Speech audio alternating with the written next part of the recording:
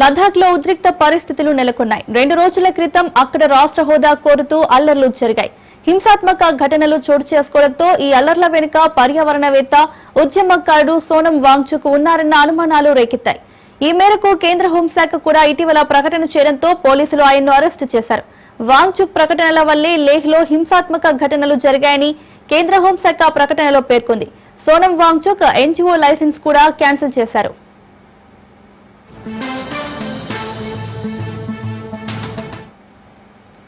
లద్దాఖ్ కు రాష్ట్ర హోదా ఇవ్వాలని కొద్ది రోజులుగా అక్కడి ప్రజలు నిరసనలు చేస్తున్నారు. ఇందులో భాగంగానే వాంగ్చుక్ 2 వారాలుగా నిరాహార దీక్ష చేస్తున్నారు. లద్దాఖ్ ను 6వ షెడ్యూల్ కింద చేర్చాలని డిమాండ్ చేస్తున్నారు.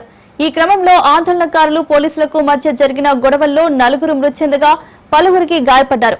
ఇదిలా ఉండగా లద్దాఖ్ ఆందోళనకు తానే మూల కారణమంటూ చెప్పడాన్ని వాంగ్చుక్ తప్పుపట్టారు.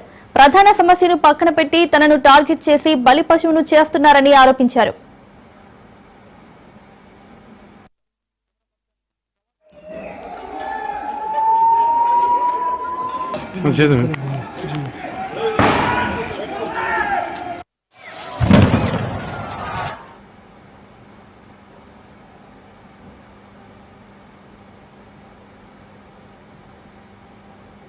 ఏపీ ప్రభుత్వం ప్రతిష్టాత్మకంగా తీసుకువచ్చిన సూపర్ 6 హామీల అమలుపై శాసన మండలిలో వాడివేడి చర్చ జరిగింది.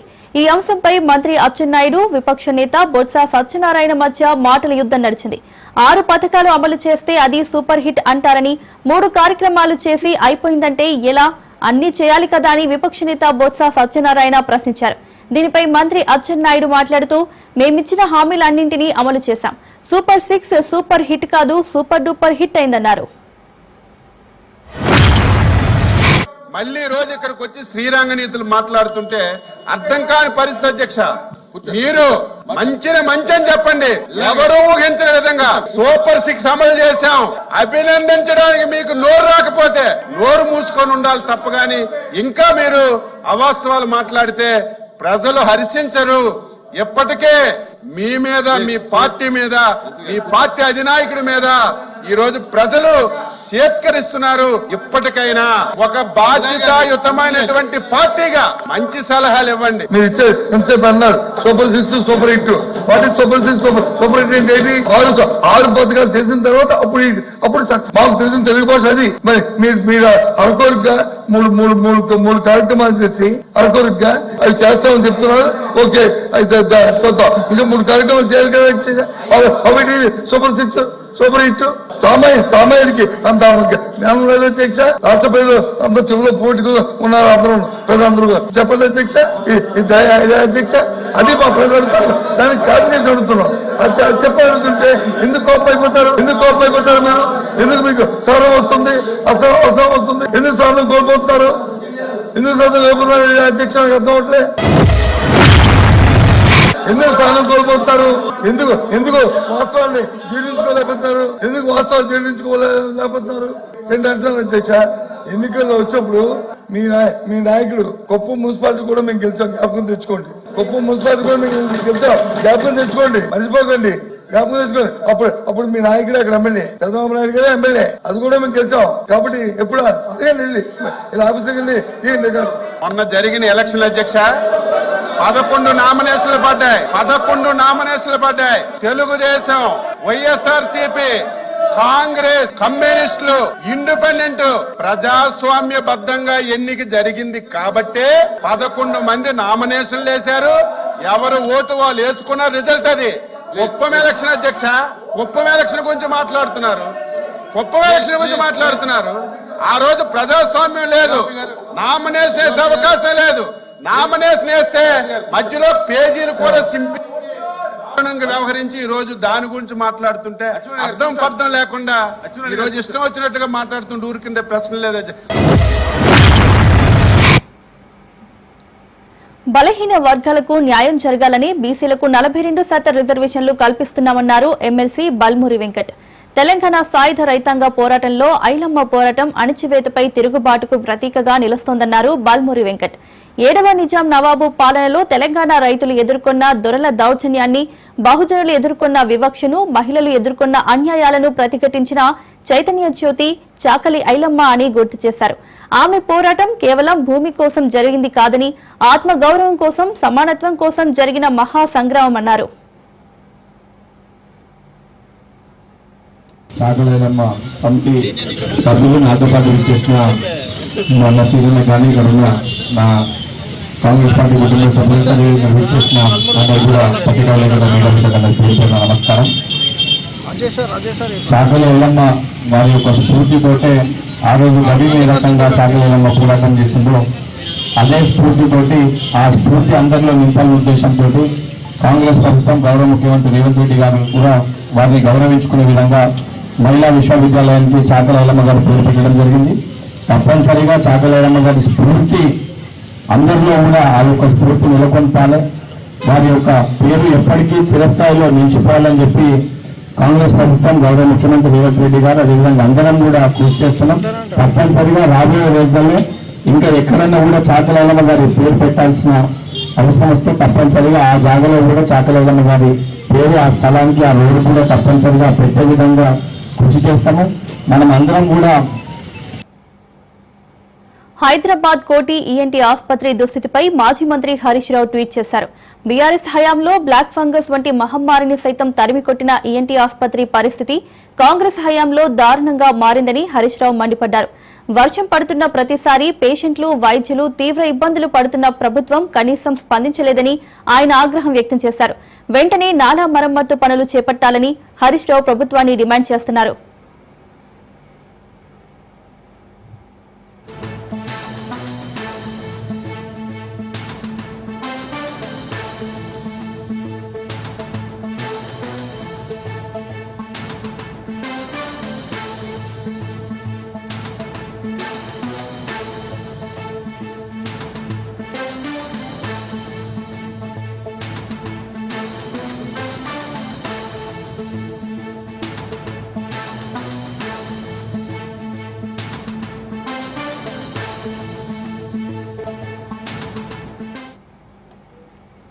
హైదరాబాద్ కోటి ఈఎన్టీ ఆసుపత్రి దుస్థితిపై మాజీ మంత్రి హరీష్ రావు ట్వీట్ చేశారు.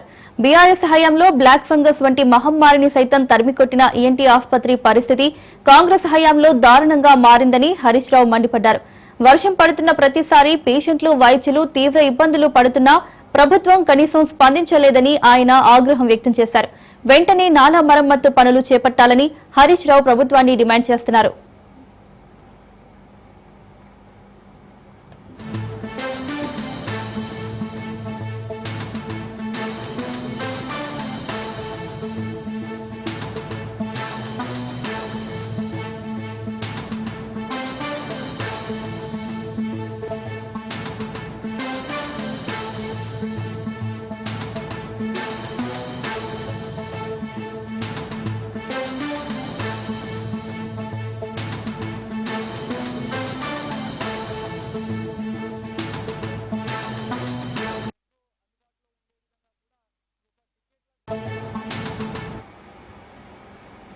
హైదరాబాద్ లోని కోటి ఈఎన్టీ హాస్పిటల్ జల దిగ్బంధమైంది. హాస్పిటల్ ఆవరణతో పాటు వార్డులు, ఎమర్జెన్సీ సెంటర్లోకి భారీగా వర్షపు నీరు వచ్చి చేరింది. దీంతో పేషెంట్లు, వైద్యులు తీవ్ర ఇబ్బందులు పడుతున్నారు. నెల రోజుల కింద ఆసుపత్రికి చెందిన నాలా పైకప్పు కుంగింది. అప్పటి నుంచి ఆసుపత్రిలోకి వరద నీరు వస్తుంది. అయినా అధికారులు మరమ్మతు చేయకుండా నిర్లక్ష్యం చేస్తున్నారనే ఆరోపణలు వస్తున్నాయి. రాత్రి భారీ వర్షం కురవడంతో మరోసారి ఆసుపత్రి లోపలికి భారీగా వర్షపు నీరు వచ్చి చేరింది.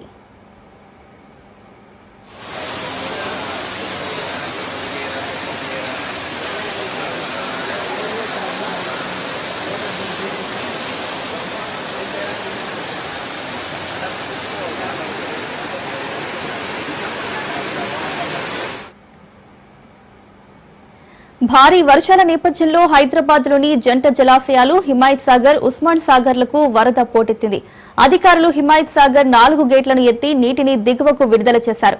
ఇన్ఫ్లో 3000, అవుట్ఫ్లో 4000 క్యూసెక్కులుగా ఉంది. ఉస్మాన్ సాగర్ 10 గేట్లు ఎత్తి నీటిని విడుదల చేశారు.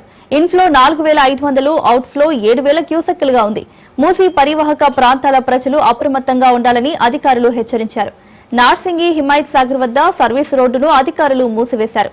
మంచిరేవుల, నార్సింగ్కి రాకపోకలు బంద్ అయ్యాయి.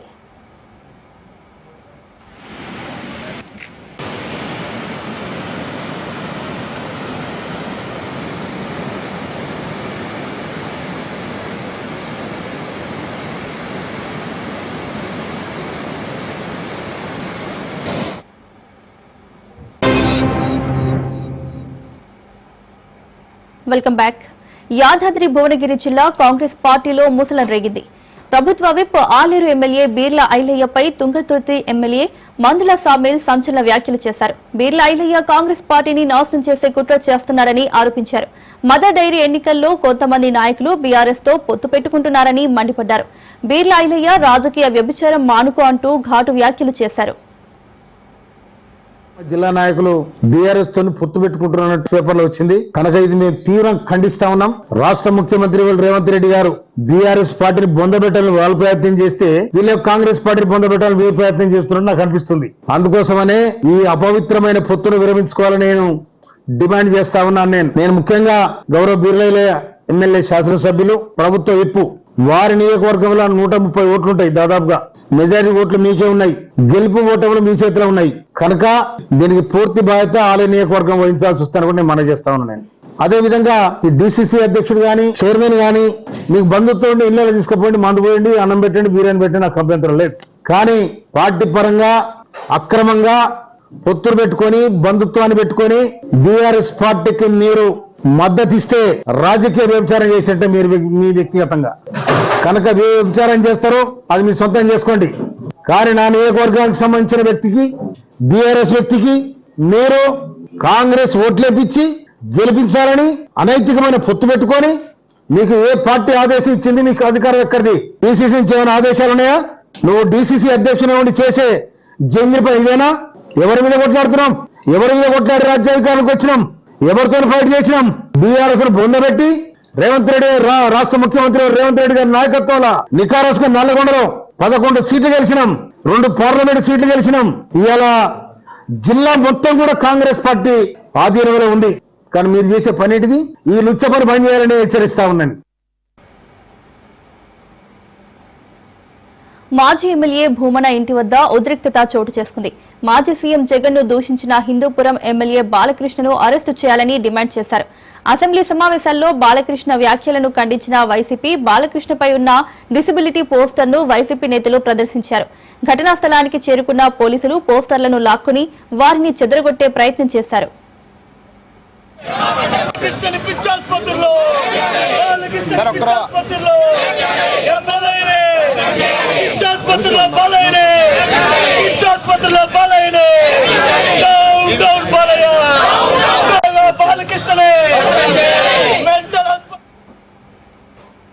స్థానిక సంస్థల ఎన్నికలకు రేవంత్ సర్కార్ సిద్దమవుతోంది. బీసీలకు 42% రిజర్వేషన్లు ఖరారు చేస్తూ ప్రభుత్వ జీవో విడుదల చేయనుంది. కాసేపట్లో ప్రత్యేక జీవో జారీ చేయనుంది. తెలంగాణ సర్కార్ బీసీలకు 42%, ఎస్సీ ఎస్టీలకు 27% రిజర్వేషన్లు కల్పించనుంది. ఎన్నికలకు సిద్దమని ఎన్నికల సంఘానికి తెలపనుంది ప్రభుత్వం. సోమవారం ఎన్నికల షెడ్యూల్ విడుదలయ్యే ఛాన్స్ ఉంది.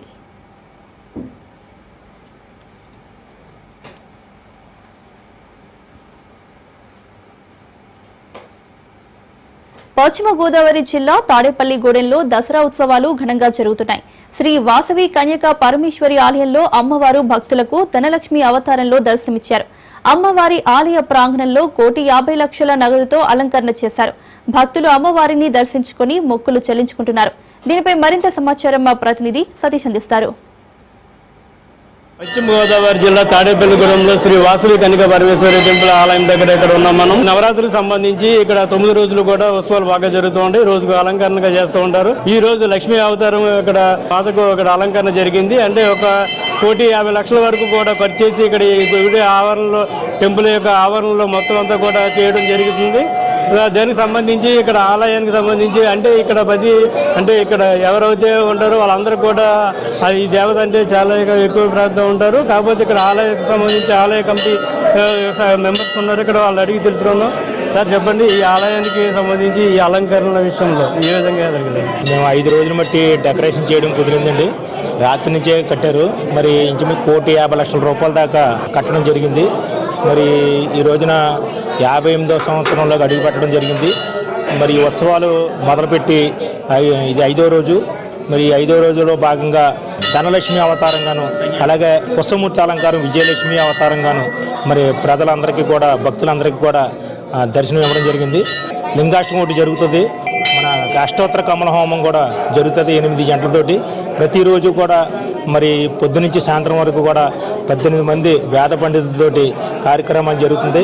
1,00,000 కుంకుమార్చన, అలాగే మరి ఇంచుమించు 4,000 మంది డోనర్స్ 258 రూపాయల టికెట్ కోసం వాళ్ళందరికీ కూడా ప్రతిరోజు కూడా ఈ 13 రోజులు కూడా ప్రతిరోజు కూడా నామాలతోటి 1,00,000 కుంకుమార్చన కూడా జరుగుతుంది.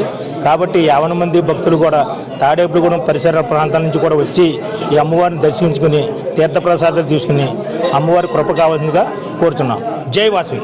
ఇక్కడ అమ్మవారికి సంబంధించి తెప్పోత్సవం జరుగుతుంది కదండి, దాని గురించి గత కొన్ని సంవత్సరాలుగా అమ్మవారి ఇంద్రకీలాద్రిపైనటువంటి కనకదుర్గ అమ్మవారి తెప్పోత్సవం ఏ విధంగా జరుగుతుందో అలాగా ఏలూరు కాలువ రోడ్లో అమ్మవారి తెప్పోత్సవం అత్యంత వైభవంగా వాసీ క్లబ్ వారి ఆధ్వర్యంలో అత్యంత వైభవంగా జరుగుతుంది.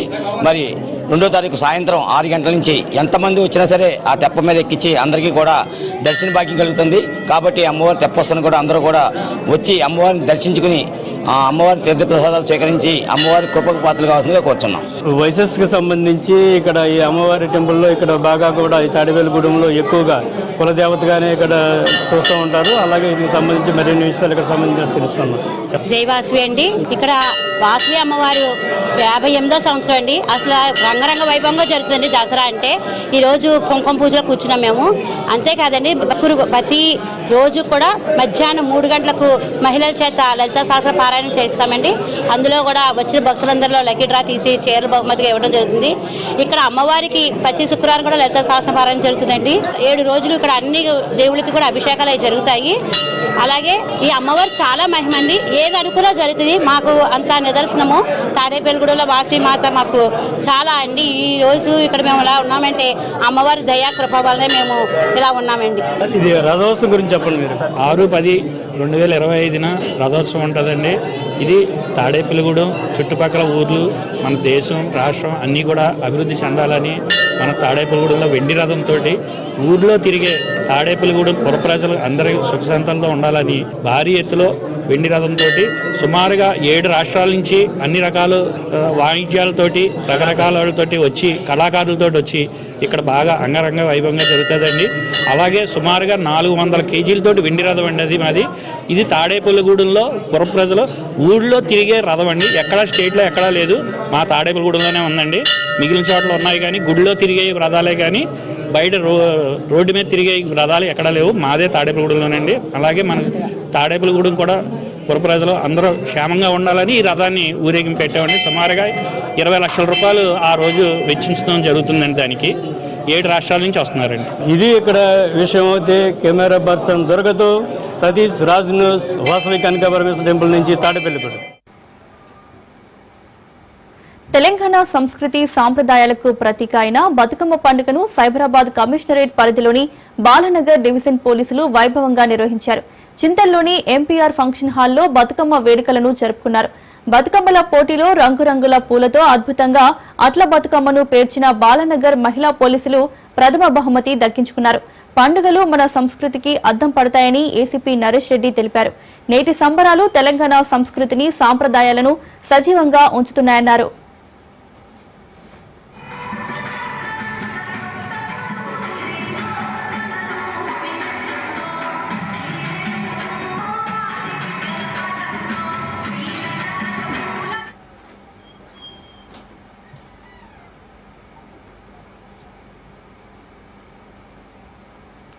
ఎస్కే కారు లాంచ్ లో ఈడీ అధికారులు సోదాలు నిర్వహించారు.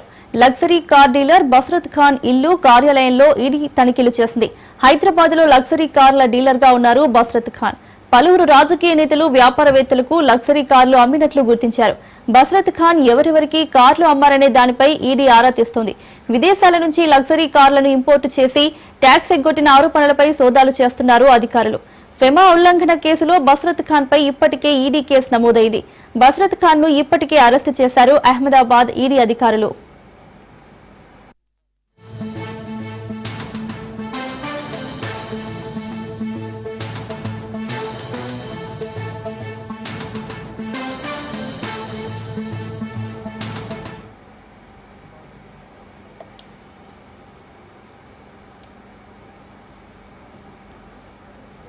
ఎస్కే కారు లాంచ్ లో ఈడీ అధికారులు సోదాలు నిర్వహించారు.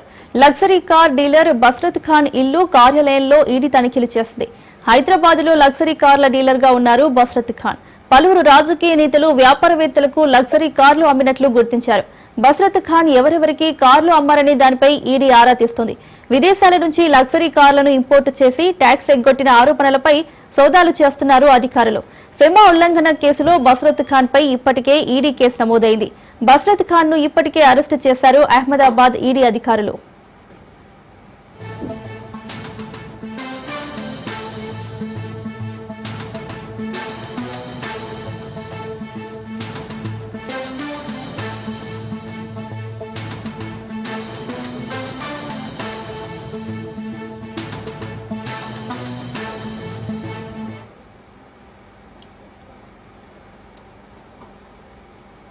కడప జిల్లాలోని బ్రహ్మంగారి మఠంలో పీఠాధిపత్య వివాదం కొలిక్కి వచ్చింది. వీర బ్రహ్మంగారి మఠానికి ఇక మంచి రోజులే. త్వరలోనే పీఠాధిపతి నియామకం జరిగే అవకాశం ఉన్నట్లు తెలుస్తోంది. ఇప్పటికే మఠానికి ఫిట్ పర్సన్ గా ఉన్న శంకర్ బాలాజీని హైకోర్టు ఉత్తర్వుల మేరకు రాష్ట్ర దేవాదాయ శాఖ ఆ బాధ్యతల నుంచి తప్పించింది. మఠం సాంప్రదాయాలు అన్ని సేకరించి అన్ని విధాలా అర్హులైన వారికి పీఠాధిపతి బాధ్యతలు అప్పగించే అవకాశం ఉన్నట్లు సమాచారం.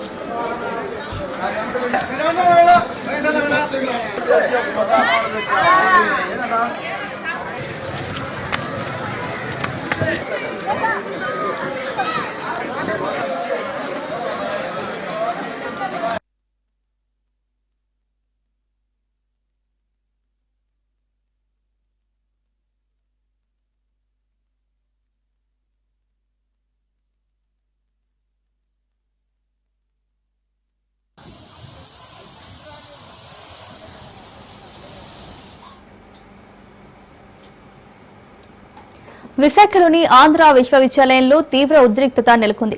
సకాలంలో వైద్యం అందక బీఎడ్ విద్యార్థి మృతి చెందాడని, వర్సిటీ యాజమాన్యం నిర్లక్ష్యమే అందుకు కారణమంటూ విద్యార్థులు పెద్ద ఎత్తున ఆందోళనకు దిగారు. వైస్ ఛాన్సలర్ రాజీనామా చేయాలని డిమాండ్ చేస్తూ నిరసనలు కొనసాగించారు.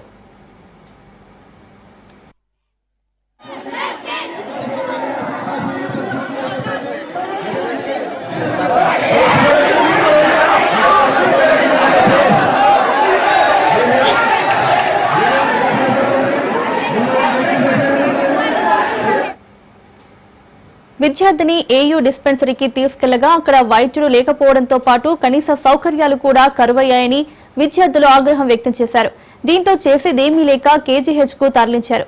అయితే అప్పటికే ఆలస్యం కావడంతో మణికంఠ మృతి చెందినట్లు వైద్యులు తెలిపారు. ఫిట్స్ రావడం వల్లే అతను చనిపోయినట్లు కేజీహెచ్ వైద్యులు వెల్లడించారు.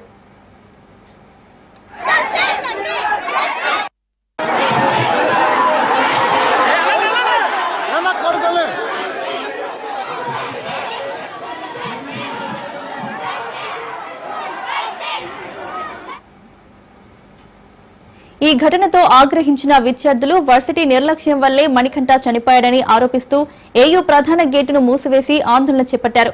వైస్ ఛాన్సలర్ రాజశేఖర్ వచ్చి డిస్పెన్సరీని ఆధునీకరించి వెంటనే వైద్యుడిని నియమిస్తామని హామీ ఇచ్చినా విద్యార్థులు శాంతించలేదు. మణికంఠ మృతికి నైతిక బాధ్యత వహిస్తూ వీసీ తన పదవికి రాజీనామా చేయాలని పెద్ద ఎత్తున నినాదాలు చేశారు.